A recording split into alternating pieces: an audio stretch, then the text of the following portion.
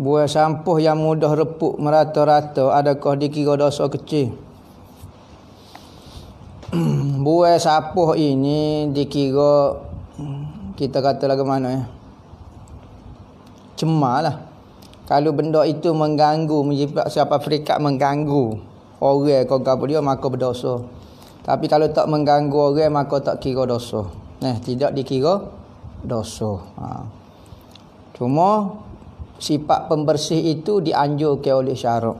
Sifat pembersih itu dianjur oleh syarak. Sebab tu kata baju bersih tak wajib basuh. Baju kotor tak wajib basuh. Tetapi hati yang kotor wajib dibasuh. Sebab kebersihan itu sunat sahaja.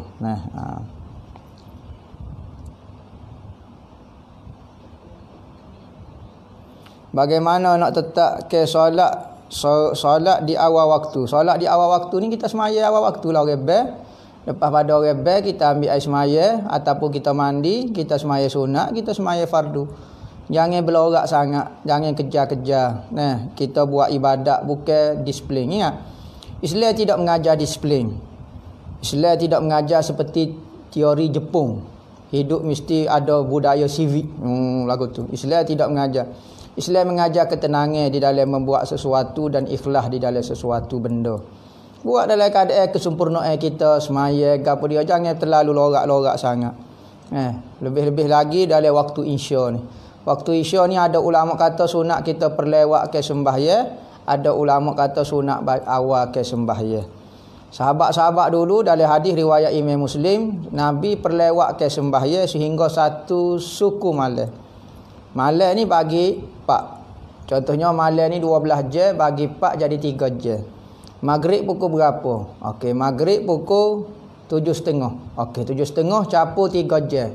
Dalam pukul 10.30 baru Nabi sembahyang Isya.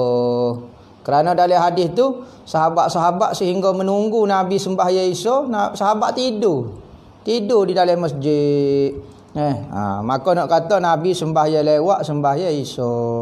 Lebih-lebih lagi kita pelewat ke sembahyang Isya, contohnya tujuan untuk belajar, maka tak apa dibenarkan oleh syarak. Bahkan kita tengok kebanyakan pondok buat macam tu, dilewat ke sembahyang Isya kerana nak belajar. Tapi untuk buat tak boleh lah, untuk belajar, untuk gapo. Cara nak mengamalkan selawat Fatih kita sebut dah dulu dah. Lepas subuh 41 kali. Lepas subuh baca selawat Fatih 41 kali. Maka saya ijazah ke amalan ni sebagaimana hamba terima daripada guru hamba.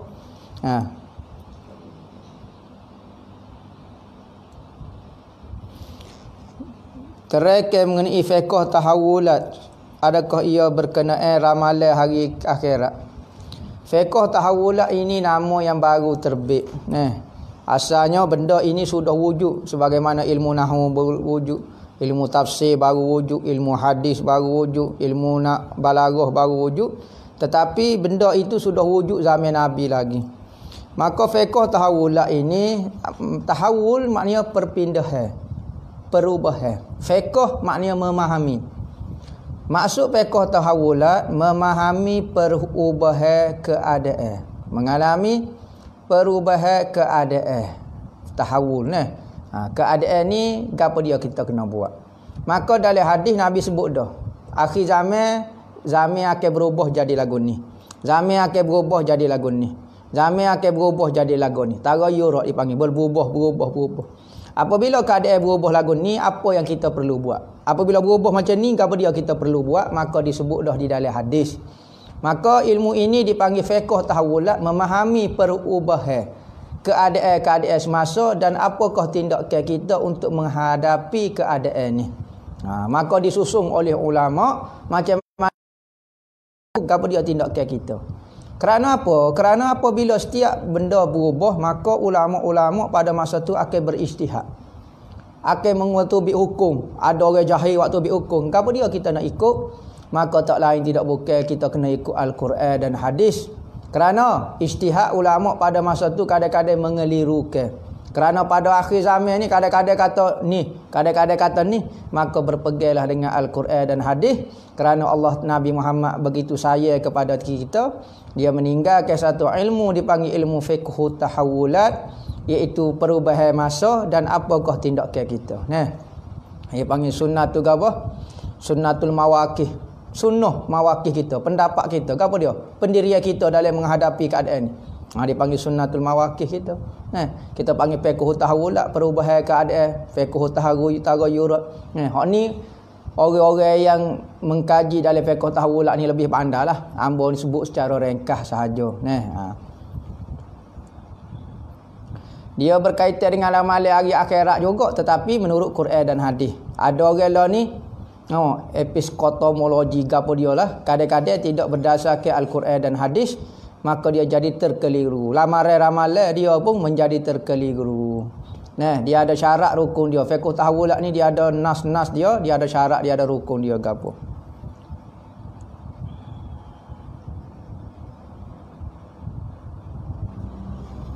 Pertama yang mustahil bagi akal, adakah Allah Taala boleh cipta? Tak boleh cipta lah benda mustahil. Kalau boleh cipta tak panggil benda mustahil lah, panggil benda harus. Ingat, benda mustahil benda tak boleh cipta. Tak ada pun. Dia tidak akan keluar daripada keadaan dia tiada. Ingat, benda mustahil ni benda tiada sama sekali. Maka dia tak boleh keluar daripada keadaan dia tiada, keluar menjadi ada, tak boleh. Kalau kita kata benda mustahil boleh dicipta, berarti benda mustahil boleh keluar daripada keadaan dia tak ada menjadi ada. Maka dia jadi harus. Harus ada, harus tiada. Maka benda mustahil ni tak boleh dicipta.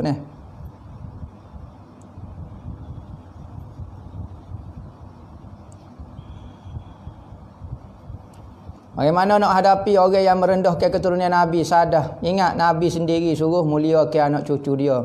Nabi sendiri suruh sayang kepada anak cucu dia.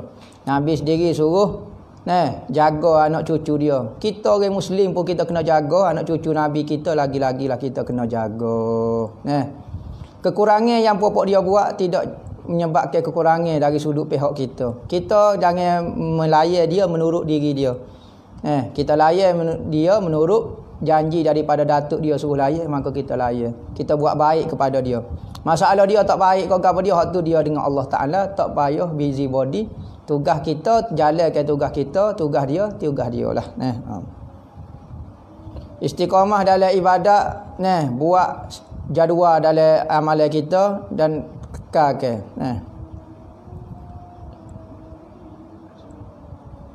Budaya Melayu ni adakah asal daripada Islam? Ingat, budaya Melayu ini, budaya bangsa ni berdasarkan daripada bangsa itulah. Cuma setiap bangsa itu ada budaya dia. Kalau tidak bercanggah dengan Islam, bagus dikekalkan. Tidak ada masalah. Islam adalah agama yang paling tua di atas muka dunia. Sekalipun kita kata Islam ni muncul pada 1400 zaman Nabi, Buddha pada 3000 tahun. Lepas pada Buddha, orang paling tua lagi Hindu, paling tua sekali. Bukan sebenarnya. Agama paling tua sekali adalah agama Islam, agama mentauhidkan Allah, iaitu agama makhluk yang pertama nama Adam alaihi salam, maka dia membawa agama Islam. Itulah agama yang sebenar bagi manusia. Tetapi apabila sesat dia menjadi Hindu, jadi Buddha, jadi etis, jadi Kristian, jadi gapo, itu kerana kesesatan dia. Maka setiap apa-apa saja yang budaya Melayu tak bercanggah dengan Islam, kekalkan, tak ada masalah apa. Lebih-lebih lagi kita tengok budaya Melayu ini banyak diserapi dengan Islam. Budaya-budaya Islam banyak tu.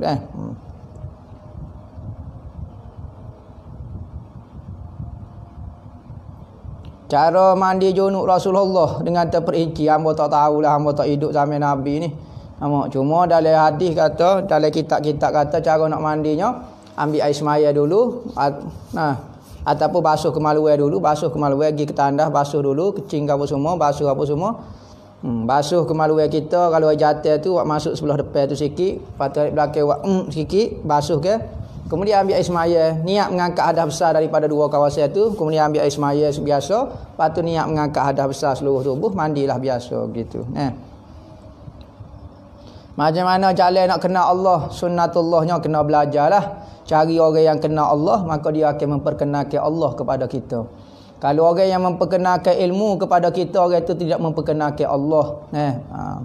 Katanya seorang guru, katanya ulama dalam kitab-kitab sufi ada sebut, siapa yang menunjukkan kamu kepada dunia, orang ini mencelakakan kamu. Sekalipun dia dalam bentuk agama. Dan sesiapa yang mengajak kamu kepada taat, ajak kepada kamu kepada ibadat, maka orang ini memenatkan kamu. Dan siapa yang mengajak kamu kepada Allah, orang inilah yang betul membimbing kamu. Maka itulah mursyid-mursyid. Orang yang kenal Allah, maka dia akan bawa kepada Allah. Orang yang kenal ilmu, dia akan bawa kepada ilmu. Orang yang kenal ibadat, dia akan bawa kepada ibadat. Maka bawalah, carilah orang yang bawa kita kepada Allah. Maka untuk sampai kepada Allah, kita kena lalu 3 jalan. Sunnatullah. Pertama, lalu jalan guru kita. Kita kena mencari seorang guru, maka gurulah memperkenalkan Rasulullah kepada kita. Kerana Allah Ta'ala dalam hadis-hadis kitab-kitab sufi kata, pintu kepada Allah ditutup kecuali pintu Muhammad. Maka untuk sampai kepada Muhammad, kena cari seorang yang memperkenalkan Nabi kepada kita. Maka bila kita kenal guru kita, kita akan kenal guru kita, maka kita kenal Nabi Muhammad. Dia perkenalkan Nabi Muhammad. Apabila kita kenal Nabi Muhammad akan perkenalkan Allah kepada kita. 3 jalur tu. Guru, Nabi dan Allah Ta'ala. Tu sunnatullah. Kalau kita nak boleh kenal tanpa belajar, boleh, tu rezeki lah. Amalan untuk kuatkan tenaga batin. Ya qawiyu ya matin. Ya qawiyu ya matin. Patu gapo dia seneme lah. Seneme tenaga batin lah. Tu seneme dia lah. Cara seneme keking kaki gapo dia biasa lagu tu lah. Kok masyhurnya. Amalan ni hamba tak ingat. Qahar tu antara amalan asma-asma yang kita guna untuk kuatkan tubuh. Ya Qahar, ya Qawi, ya Matin. Orang Tino nak suka kuat tenaga batin juga. Astagfirullahalazim. Orang Tino ni kuat dah, orang jatuh lah. Orang Tino ni biasa dia kuat dah lah. Lagu mana tak tahulah. Hak tu kena belajar, hamba pun tak reti juga Biasa berkait dengan makanan lah. Berkait dengan makanan, perempuan tu kena jaga makanan dia juga. Dan berkait dengan faktor usia. Kalau dia dah dekat dengan monopas, apabila perempuan ni tak ada benih dah, biasanya dia panggil apa dah? Hormon seks dia tu lemah dah. Dah tak ada dah telur, maka biasa dia akan kurang mengenai benda lagu ni. Tenaga makanan dan mental dia. Kalau dia tekan dia gapo, dia tak kuat. Segarkan fikiran dia.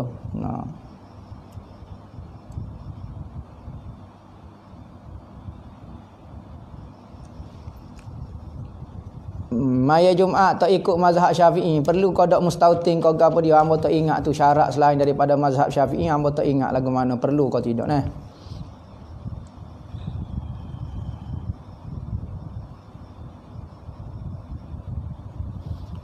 Lagu mana penyakit ilmu asah untuk peringkat mubtadi. Lo ni banyak online, nak pilih hok mana. Ngajilah hok mana-mana, hok nampak kita rasa ada fawaid, ada maklumat penting bagi kita, benda asasi, maka hok tulah.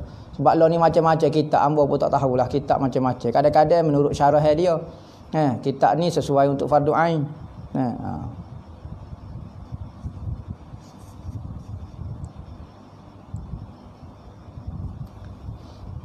Ketika mayesha kita rakaat ketiga, tiba-tiba tu imam sujud sawi, tu imam habis dah, kita masbuk kali, maka kena ikut tu imam, Tu imam sujud sawi pun sujudlah sawi, tak batal kita Cuma lepas pada kita nak wisalah, lepas pada ni kita bangun tambah lagi sujud sawi sekali lagi. Amalan batin paling afdal adalah ma'rifatullah, adalah kenal Allah. Batin maknanya amalan hati lah, batin. Ingat, tubuh kita ni ada batin dia. Batin kepada tubuh kita adalah hati. Batin kepada hati adalah ruh. Batin kepada ruh adalah sir. Wa fi sirri ana, dalam hadis kata. Maka dalam sir itu ada Allah. Maka dalam batin itu ni ada batin. Batin ini, apa dia amalan batin, yakni amalan hati paling afdal adalah ma'rifatullah, kenal Allah. Ataupun zikrullah, zikir Allah untuk batin kita.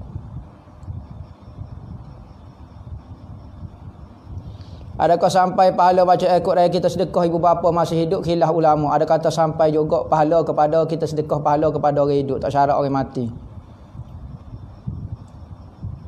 Sah qadak mandi wajib tak ambil wuduk sentuh kemaluan. Sah, yang penting dua rukun mandi wajib. Niat saja aku mengangkat adab sah. Kedua, rata ke air di seluruh tubuh kita. Sentuh kau batai semaya tak apa.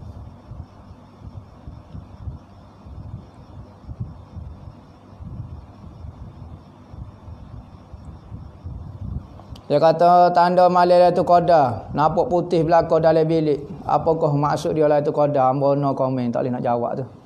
Apa dia maksud? Mungkinlah Lailatul Qadar. Maka berdoalah pada malam itu, mudah-mudahan dimustajab ke doa.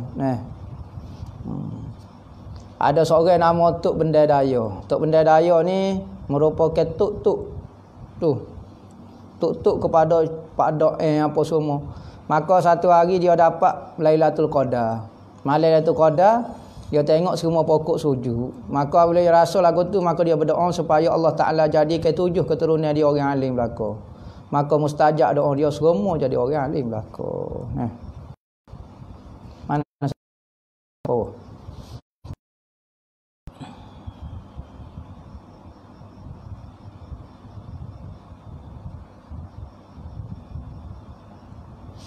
apakah cara sekarang ustaz tuduhan daripada Wahabi kepada ustaz Ahlus Sunnah menjadi-jadi? Apakah perlu kita buat? Kita nak buat lagu mana? Gini. Kadang-kadang kita tak perlu layan pok dia, ikut dia lah, dia nak tuduh ke apa dia, kebenaran itu akan tetap muncul, kebatilan itu akan sesat. Wa qul ja'al haqqu wa zahaqal batil innal batila kana zahuqa. Apabila datang kebenaran maka hancurlah segala kebatilan, kesesatan. Kerana jenis kesesatan itu, jenis dia akan hancur. Maka apabila berhadapan di antara kebenaran dan kebatilan, kebatilan itu akan terganggu, akan takut. Maka bila takut, dia akan menggunakan macam-macam alasan. Dia menuduh, dia mengancam nyawa, dia bunuh, macam-macam. Dia guna kuasa. Maka itu adalah cara yang tidak benar. Kerana apa? Kerana dia semakin takut apabila masyarakat mengetahui perkara yang sebenar. Maka tuduhan itu adalah biasa. Yang penting kalau dia tuduh kita Syiah contohnya, kita bukan Syiah, alhamdulillah. Kalau dia tuduh kita sesat, kita tidak sesat, alhamdulillah. Adakah semata-mata tuduhan itu kita jadi Syiah? Adakah semata-mata tuduhan itu kita jadi sesat? Tidak sesat. Yang penting kita pegang dengan Allah, dengan Nabi Muhammad, dan kita pegang kepada ulama-ulama kita. Tuduhan tidak memberi kesan. Adakah dengan tuduhan orang jadi hina? Adakah dengan pujian seorang itu jadi mulia? Tidak. Kesesatan tetap kesesatan, kebenaran tetap kebenaran. Dia puas, dia akan berhentilah. Setara mana sangat dia nak layan. Kita buat kerja kita sebagai ulama, sebagai orang ada ilmu. Tugas kita bukan nak berdebat, bukan nak balah. Tugas kita adalah memberi penerangan kepada masyarakat. Kekeliruan yang dibuat oleh golongan macam ni, kita beri penerangan. Jangan bimbang. Apa yang berlaku, kita bersama Allah dengan Nabi Muhammad.